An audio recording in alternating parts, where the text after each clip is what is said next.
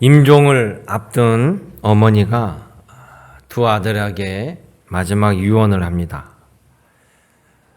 유언을 마치고 어머니는 큰아들에게 이렇게 이야기합니다. 아들아, 굿나잇. 그리고 막내 아들을 보고는 막내야, 굿바이. 이렇게 마지막 인사를 합니다. 굿나잇은 잘 자. 그리고 내일 아침에 다시 보자. 이런 뜻이고요. 굿바이는 잘 가. 이제 언제 볼지 모른다라는, 앞으로 보는 것이 기약이 없는 말입니다. 막내 아들이, 굿바이라는 얘기를 들었던 막내 아들이 묻습니다. 어머니, 왜 나는 굿바이고 형은 굿나잇이에요? 그러니까 숨을 몰아쉬는 어머니가, 야, 너는 예수님 안 믿잖니? 그러니 천국에서 우리 다시 못 보니 굿바이고, 내 형은 예수님 믿기 때문에 천국에서 내가 먼저 가서 기다리고 있으면 다시 볼 것이니 굿나잇 아니겠니? 막내야, 너도 예수님을 꼭 믿고 천국에서 다시 보자 하더라. 그랬답니다. 여러분, 하나님 안에서 죽음도요, 우리 인생을 실패로 만들지 못합니다. 주 안에서 사망이 영생으로 바뀌는 은혜와 은총이 우리에게 있다는 사실이에요. 그래서 믿는 자들은요, 하나님이 이끄는 인생길이 됩니다.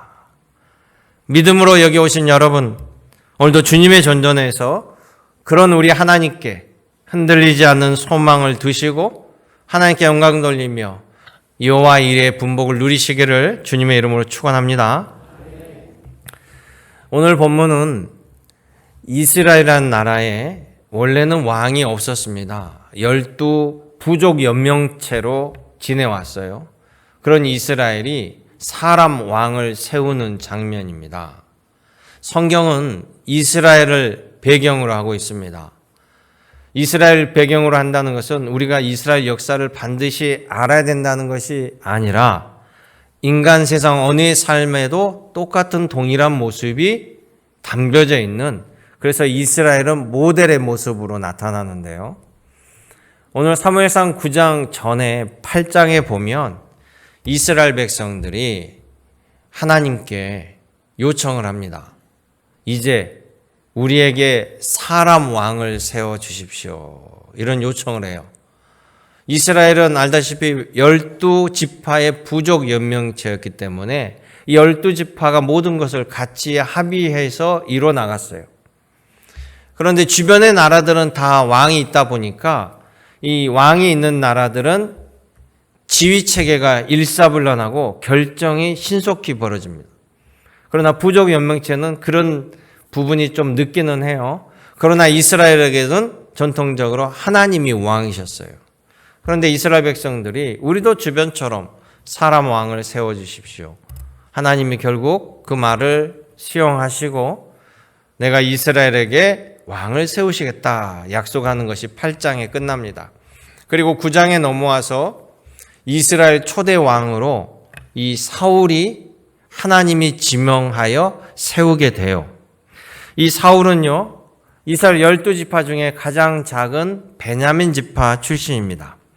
베냐민 지파의 아버지가 기스라는 분이고, 이 아버지는 베냐민 지파에서 그래도 꽤 재력도 있고 인정받는 가문이었어요. 그래서 집에서 여러 가지 가축도 많이 키웠는데 어느 날 이 기스 아버지 집에 있던 암나귀들이 사라져버려요. 탈출을 해버려요.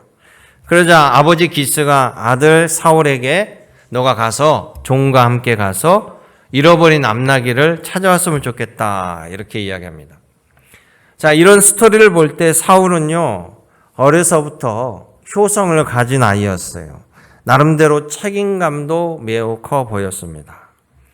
이 사환과 함께 이 사울이 암나귀를 찾으러 가는 동네를 보면 9장 4절에 보면 에브라임 산지, 살리사 땅, 사알림 땅, 베냐민 사람의 땅, 베냐민 지파의 모든 곳을 두루 다니며 숲이라는 곳에까지 이르렀다. 즉 그 지형을 조사해 보면 한 40km가 넘는 지역을 3일 밤낮으로 사울이 이 종과 함께 암나귀를 찾으러 다닌 거예요. 대단하죠? 부모가 뭐를 시켰는데, 집 나간 염소를 찾아오라 했는데 어느 자식이 3일 밤낮을 그 많은 넓은 지역을 샅샅이 뒤지고 다니겠습니까? 그것을 볼 때 사울은 남다른 효성 또 성실한 성품을 가졌다는 것을 알 수 있습니다. 그렇게 노력했음에도 불구하고 결국 암나귀를 찾지 못했어요. 실패를 했습니다. 책임감이 강한 사람은요, 실패를 인정하기 어려워해요. 그런데 사울은요, 중단을 결정하는데 그 중단한 이유도 성경에 보면 뭐라고 얘기하냐면요, 내 아버지께로 사환에게 여기서 그만 중단하고 돌아가자. 왜냐하면 내 아버지께서 암나귀 생각은 고사하고 5절에 우리를 위하여 걱정하실까 두려워하노라. 이렇게 부모의 마음을 생각할 정도로 속이 깊었습니다. 결국 결단을 하고 돌아가기로 하는데요, 실패를 인정하기 싫지만 또 아버지가 자신 때문에 걱정하는 것도 옳지 않다라고 생각해서 사환에게 철수하자고 하는데, 사환이 갑자기 종이 이런 얘기합니다. 주인님, 우리가 나름대로 최선을 다해 보았지만 이것은 우리의 인간적인 노력일 뿐이지 우리가 하나님께 의지해 보지 않았지 않습니까?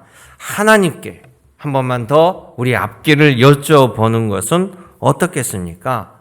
하나님께 찾아가십시다.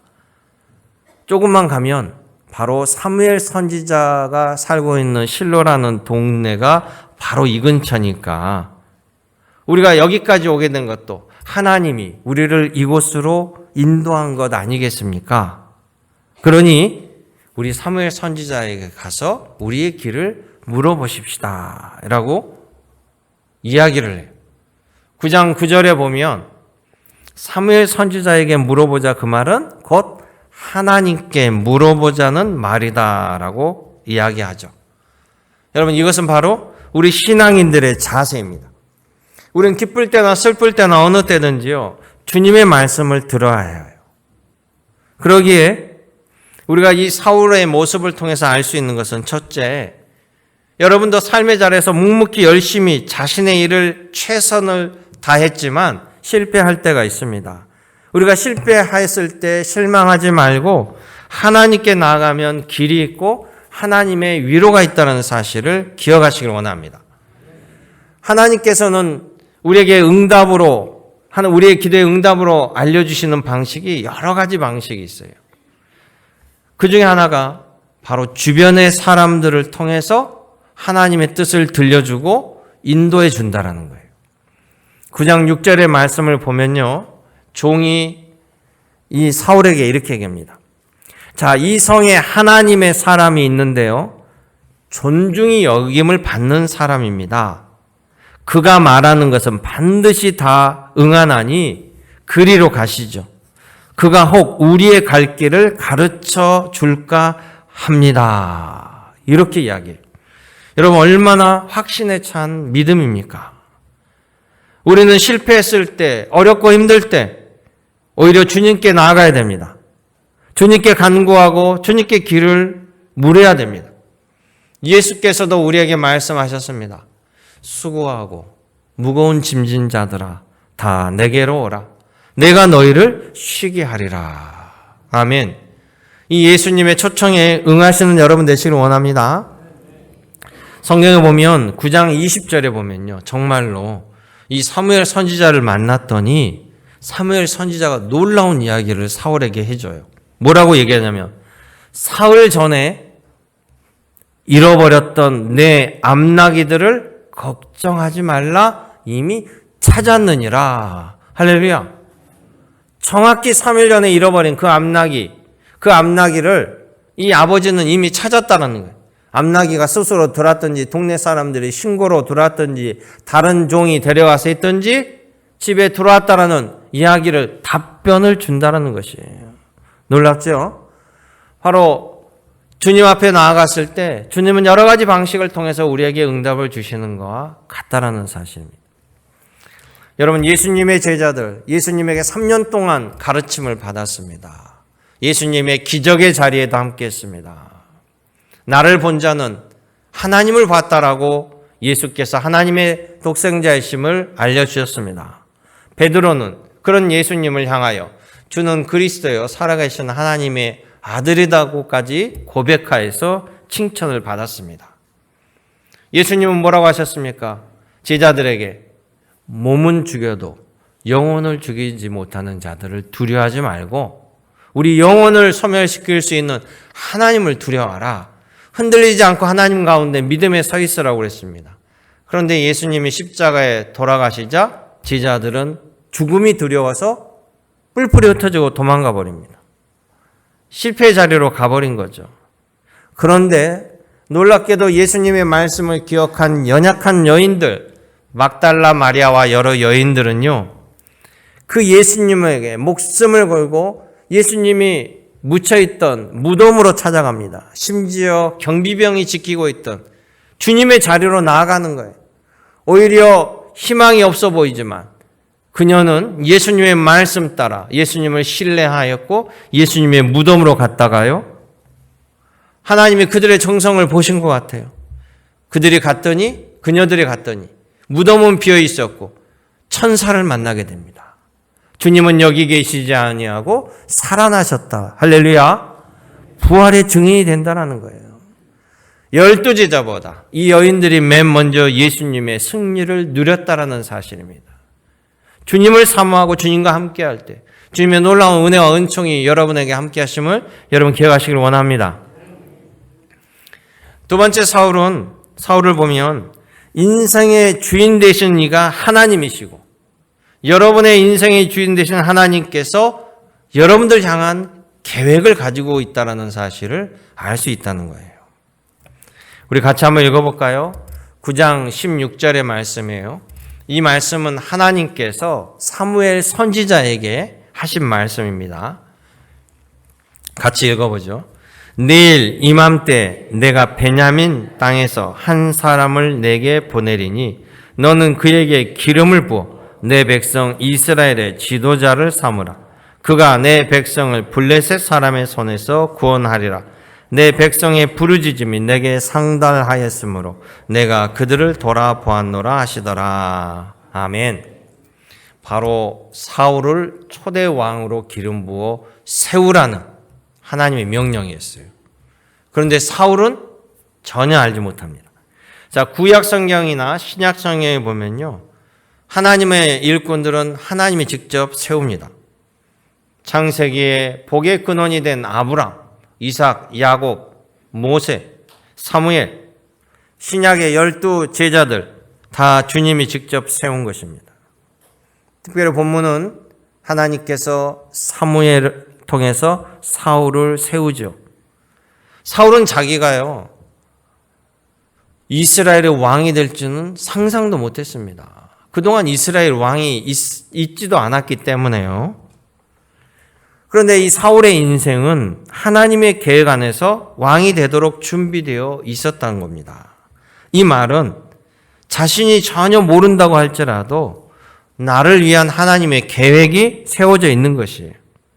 그래서 우리 인생의 주인이 내가 아니고 우리는 하나님이라고 고백합니다. 인생의 주인이 나면 내 미래도 여러분이 다 알고 여러분이 다 컨트롤하고 움직여야 돼요.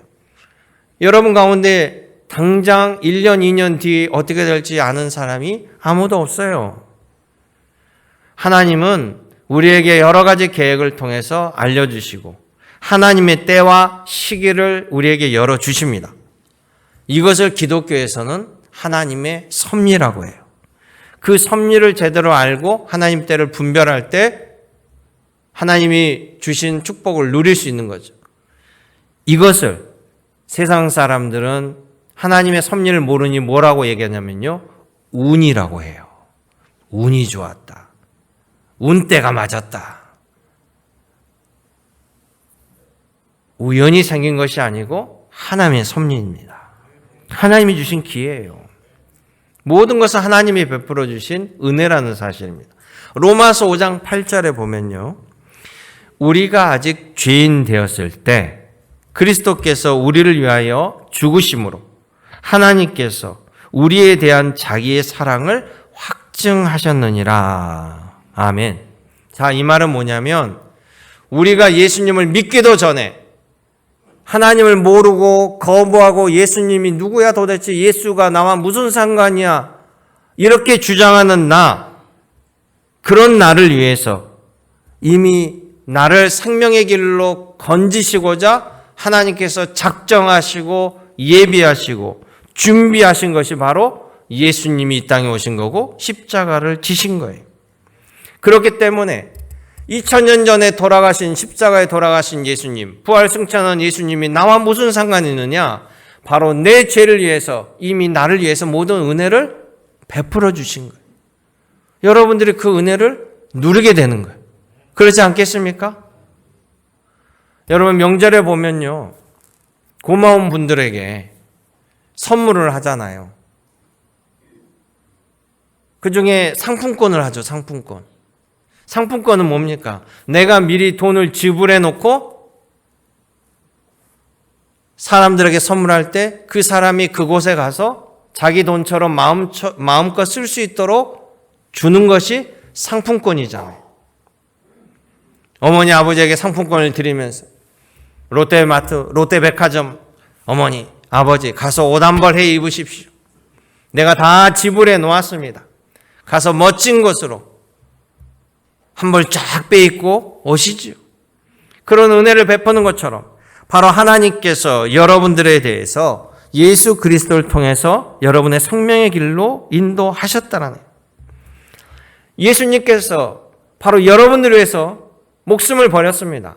하나님께서 독생자를 보내서 여러분들을 살리려고 하는 그 놀라운 은혜를 베풀었습니다. 그 말은 그만큼 여러분들이 소중하다는 거예요. 여러분은 몰라도 여러분이 그만큼 소중하다는 거예요. 여러분의 자녀는 백날 부모의 마음을 몰라요. 근데 자기가 부모가 되면 부모가 자녀를 얼마나 사랑하는지 그때 깨닫게 됩니다. 결혼 안 하고 애를 낳아보지 않으면 죽었다 깨나도 모를 것 같아요. 근데 사랑이 어떻게 되는 거예요? 내리사랑이에요, 내리사랑. 희한하게. 부모한테 사랑은 받으면서 부모한테 하는 것보다 자기 자녀한테 가는 거는 본능적으로 하나님이 갈 수 있도록 해놓은 거예요. 그런 것처럼 사랑을 입었습니다. 그렇기 때문에 여러분, 그렇게까지 여러분을 사랑하고 건진 여러분들에게 최악의 상황이 있겠어요? 없겠어요? 없지요. 그래서 하나님 안에서 우리에게는 최악은 없어요. 다만 우리가 믿음이 없는 영고로 최악의 길을 스스로 선택할 뿐이에요. 가끔 교인들 가운데 하나님을 믿다가 실족했다라고 하는 말을 하는 사람들이 있어요. 실족. 그 말을 곰곰이 고집해 보면요. 왜 실족을 했을까? 즉, 내 뜻대로 하나님이 따라주지 않았다라는 뜻입니다. 그러잖아요. 하나님께 기대를 했는데, 내가 원하는 방식으로 기대를 했는데 그것이 이루어지지 아니할 때 하나님께 실족했다, 서운했다, 섭섭했다, 그런 얘기 하죠. 자, 그러면 하나님이 내 뜻대로 내가 원하는 방식대로 해주면 그게 나에게 복이라는 것을 여러분 확신합니까? 내일 일을 모르잖아요. 내가 원하는 방식대로 내가 바라는 대로 했는데 그게 반드시 복이라고 여러분 주장할 수 있어요? 오히려 내가 원하는 방식대로 안 해주는 것이 복일 수 있어요. 왜냐? 하나님은 내일을 알고 계시기 때문에. 하나님은 내일을 주관하시기 때문에. 그러니까 하나님께 실족했다고 하면 자기만 손해예요. 세 사람만 고개를 끄덕거리시네. 하나님께 실족했다 그러면 자기만 손해라는 거예요. 우리는 사나 죽으나 하나님 없이는 안 됩니다. 그걸 알아야 돼요. 자, 사완이 하나님의 종 선지자를 만나자고 했어요. 그럴 때 사울이, 야, 간다고 우리가 만날 수 있겠어? 그 바쁘신 사무엘 선지자, 전국을 돌아다니면서 하나님 말씀을 전하는 그분이 지금처럼 스마트폰이 있는 것도 아니고 전화해서 어디 계세요? 언제 집으로 오세요? 뭐 약속을 잡을 수 있는 것도 아니고 무작정 간다고 만날 수 있겠느냐? 두 번째는 사무엘 선지자를 만나서 우리 집 암나기가 없어졌다고 말한다고 찾아줄 수 있겠느냐? 세 번째, 그걸 하나님께 기도해 준다고 하나님이 그런 하찮은 일에 신경이나 쓰겠어? 뭐 이런저런 이유를 낸다고 가지 않았다라면 어떨까요? 그런데 성경은 이 사안을 통해서 사울이 선지자를 만나러 갑니다. 그런데요, 모든 것이 준비되어 있었던 거예요. 그 마을에 들어가자마자 여기 어디 지나가는 여자를 붙잡고 여기 어디가 선지자의 집이 어디입니까? 그랬더니 그 여자가 말하기를 선지자님이 다른 동네에 갔다가 금방 오셨어요. 바로 오셔가지고 들어가신 걸 내가 봤습니다. 집이 저 언덕 위에 있습니다라고 알려주는 거예요. 그래서 그 말을 듣고 언덕 위에 올라가는데 어떤 남자분을 만난 거예요. 그래서 그 남자분에게 그럽니다. 여기 어디 선지자가 계신다는데 그분 집이 어디예요? 그랬더니 난데요? 그래서 사무엘 선지자를 만난 거예요. 사무엘 선지자를 만났더니 사무엘 선지자가 그에게 뭐라고 합니까? 너는 왕이 될 사람이다.